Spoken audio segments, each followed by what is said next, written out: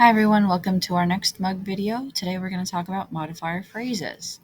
So, as always, make sure you have a fresh sheet of notebook paper out. In the top right hand corner, you're going to put in your first and last name, the date, and the period. Across the top, make sure you label in the header with the title of today's notes, which is Mug 20 Modifier Phrases. As a recap, what are modifiers? So just in case you forgot, to modify means to change or to alter something. A modifier changes or clarifies or qualifies or limits a particular word in a sentence in order to add emphasis, explanation, or detail. We have already talked about two modifiers. They usually tend to be descriptive words like adjectives and adverbs, but sometimes verbs can be used as adjectives, and I say this sparingly because verbs, we have to modify their ending in order for them to be used as adjectives, and you'll see that in just a second. So, participles. A participle is a verbal. So, a verbal is a word that comes from a verb, but it doesn't act like a verb. And this is how we change verbs into adjectives. So, participle is a verbal that usually ends in ing or ed or en, and it works as an adjective. And it describes a noun or a pronoun. So, in this example here, the boys stared at the shattered windshield. Shatter would be the action word, would be our verbal that the word shattered as participle is coming from. But here in this sentence, it is being used as an adjective to modify this noun here, windshield. If a sentence begins with a participle or a participial phrase, we put a comma at the end of that phrase. And as you can see from these examples, sometimes that phrase might be just one word. Trembling, comma, they climbed the steps of the house to ask for their baseball and to apologize for breaking the window. Without thinking, comma, the boys ran for cover. So anytime you're looking for a participial phrase, keep an eye out for verbals that are ending in ing or ed or en that are working as an adjective to modify a noun or pronoun.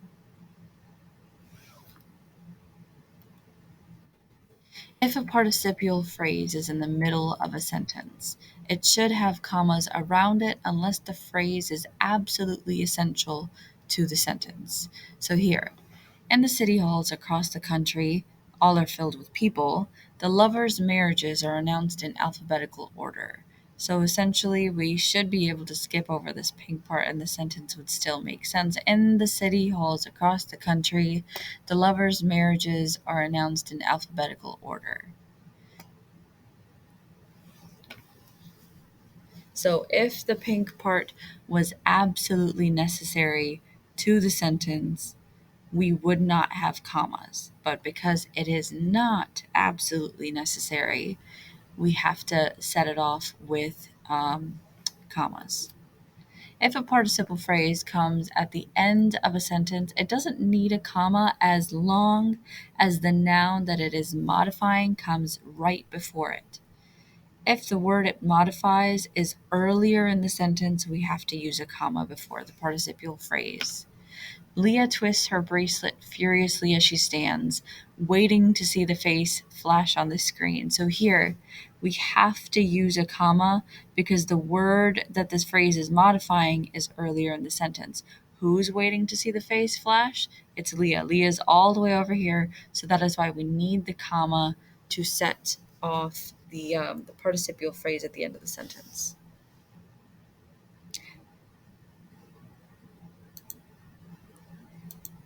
While we're talking about modifiers, we might as well talk about misplaced modifiers. So these are a phrase or clause that is in the wrong place, so no one knows what the phrase or clause is supposed to modify. For example, Sue smelled the meatloaf coming into the house for dinner.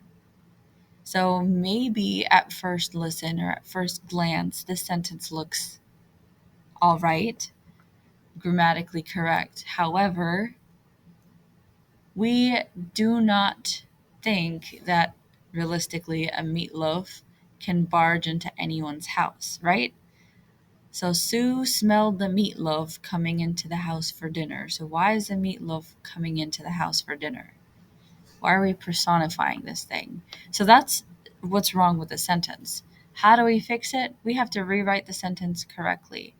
Sue smelled the meatloaf as she was coming into the house. So we have to explain who's doing the coming into the house, who's doing the smelling, what's the meatloaf doing for dinner. Take a look at, so those were misplaced modifiers. After misplaced modifiers, we always like to talk about dangling modifiers. Now, what are these? A dangling modifier is a phrase or a clause that modifies something that is not even in the sentence. So here, the issue with the misplaced modifier was that we couldn't tell what is modifying what. Whereas here, we can't tell what is being modified because it's not even in the sentence. Excited about the first game of the season, Fernando's hockey skates sat in the front hall ready to be worn. So, what's the problem here? Well, where's our subject? According to this sentence here, it seems like the sentence is about Fernando's hockey skates, right? Now, can the skates actually be excited about the first game of the season? No, not really. So we have to fix this. We have to make sure that the thing that the phrase modifies is actually in the sentence. So how are we going to do that? Well, excited about the first game of the season, Fernando kept his hockey skates in the front hall ready to be worn. I don't know why that cut off. But we had to emphasize that it's not Fernando's hockey skates that are the subject here. It's Fernando himself. So Fernando is the one who's excited about the first game of the season, which is why he's keeping his hockey skates in the front hall ready to be worn on game day. So if you have any questions about modifier phrases, please do let me know.